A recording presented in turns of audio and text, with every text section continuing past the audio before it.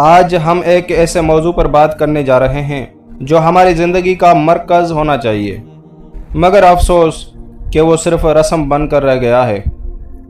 وہ کتاب جسے اللہ تعالیٰ نے ہدایت کے لیے نازل کیا، وہ ہمارے گھروں میں موجود ہے، ہماری الماریوں میں رکھی ہے، ہم اسے چومتے ہیں، سر پر رکھتے ہیں، رمضان میں زیادہ پڑھتے ہیں۔ لیکن کیا ہم نے کبھی سوچا کہ یہ کتاب صرف تلاوت کے لیے نہیں بلکہ زندگی بدلنے کے لیے ہے؟ قرآن مجید اللہ تعالیٰ کا وہ کلام ہے جو قیامت تک آنے والی انسانیت کے لیے مکمل ضابطۂ حیات ہے۔ یہ صرف ثواب کمانے کی کتاب نہیں بلکہ فیصلے کرنے کی کتاب ہے۔ یہ صرف آواز میں خوبصورتی پیدا کرنے کے لیے نہیں بلکہ کردار میں خوبصورتی پیدا کرنے کے لیے ہے۔ اللہ تعالیٰ قرآن میں فرماتا ہے کہ یہ کتاب ہدایت ہے متقین کے لیے۔ سوال یہ ہے کہ کیا ہم واقعی ہدایت چاہتے ہیں یا صرف ثواب چاہتے ہیں؟ ہم روز قرآن کی تلاوت کرتے ہیں، مگر کیا ہم اس کے پیغام کو سمجھنے کی کوشش کرتے ہیں؟ کیا ہم نے کبھی کسی آیت کو پڑھ کر خود سے پوچھا کہ یہ آیت مجھ سے کیا مطالبہ کر رہی ہے؟ میرے عزیزو، جب قرآن نازل ہوا تو اس نے عرب کے معاشرے کو بدل کر رکھ دیا۔ وہی لوگ جو جہالت میں ڈوبے ہوئے تھے، وہی لوگ جو بیٹیوں کو زندہ دفن کرتے تھے، وہی لوگ جو قبائلی غرور میں لڑتے مرتے تھے، وہی لوگ دنیا کے رہنما بن گئے۔ یہ تبدیلی صرف تلاوت سے نہیں آئی تھی، یہ تبدیلی سمجھنے، ماننے اور عمل کرنے سے آئی تھی۔ رسول صلی اللہ علیہ وآلہ وسلم کے ساتھی اور اہل بیت علیہ الصلوۃ والسلام قرآن کی 10 آیات سیکھتے، جب تک ان پر عمل نہ کر لیتے آگے نہ بڑھتے۔ ان کے لیے قرآن صرف پڑھنے کی چیز نہیں تھا بلکہ جینے کی چیز تھا۔ ان کے بازار قرآن کے مطابق تھے، ان کے فیصلے قرآن کے مطابق تھے، ان کی شادی بیاہ، ان کی تجارت، ان کی سیاست، ان کی عبادت، سب کچھ قرآن کے تابع تھا۔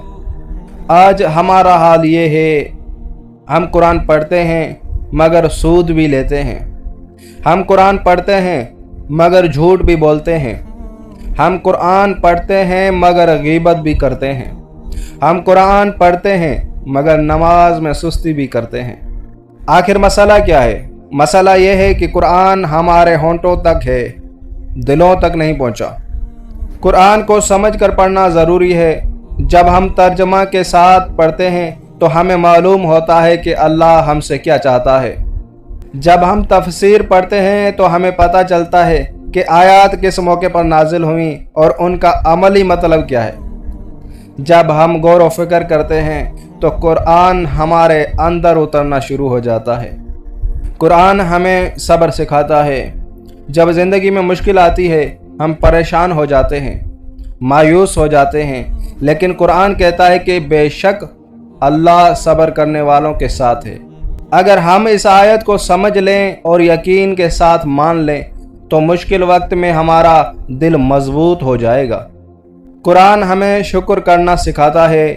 ہم اکثر اپنی کمیوں کو دیکھتے ہیں اور شکوہ کرتے رہتے ہیں، مگر قرآن کہتا ہے کہ اگر تم شکر کرو گے تو میں تمہیں اور زیادہ دوں گا۔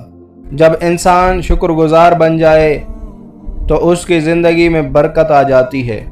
قرآن ہمیں عدل سکھاتا ہے، چاہے معاملہ اپنے خلاف ہی کیوں نہ ہو۔ انصاف کرو۔ اگر ہم اس حکم پر عمل کریں تو ہمارے معاشرے سے ظلم ختم ہو سکتا ہے۔ قرآن ہمیں پاکیزگی سکھاتا ہے، نگاہوں کی حفاظت، زبان کی حفاظت، دل کی حفاظت۔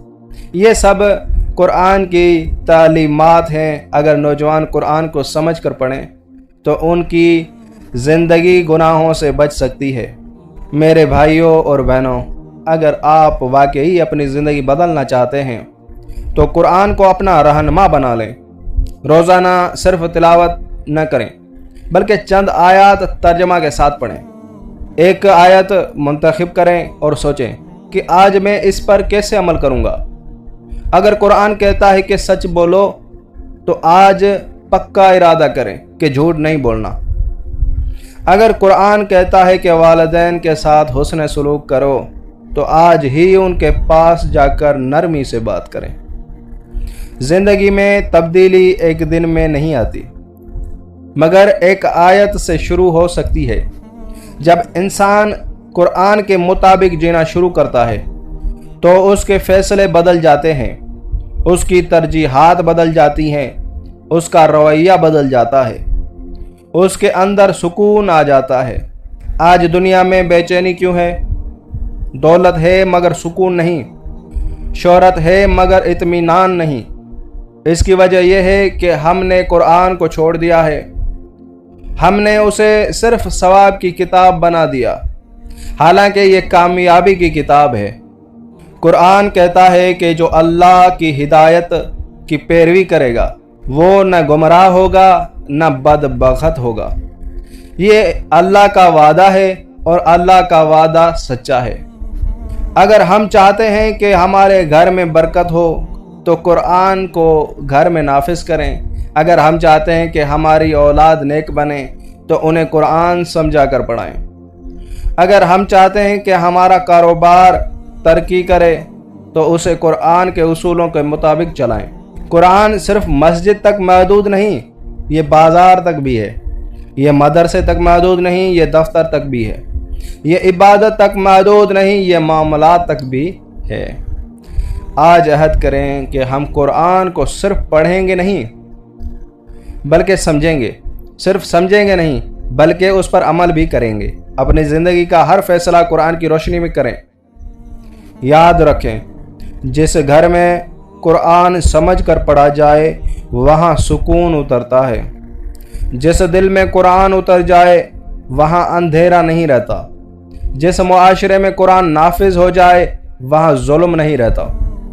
اللہ تعالی ہمیں قرآن کو سمجھنے، اس پر عمل کرنے اور اسے اپنی زندگی کا آئین بنانے کی توفیق عطا فرمائے۔ آخر میں بس اتنا کہنا چاہوں گا، قرآن کو صرف آواز نہ دیں، اپنی زندگی دے دیں۔ قرآن کو صرف وقت نہ دیں، اپنی ترجیحات دے دیں۔ قرآن کو صرف رمضان نہ دیں، اپنی پوری زندگی دے دیں۔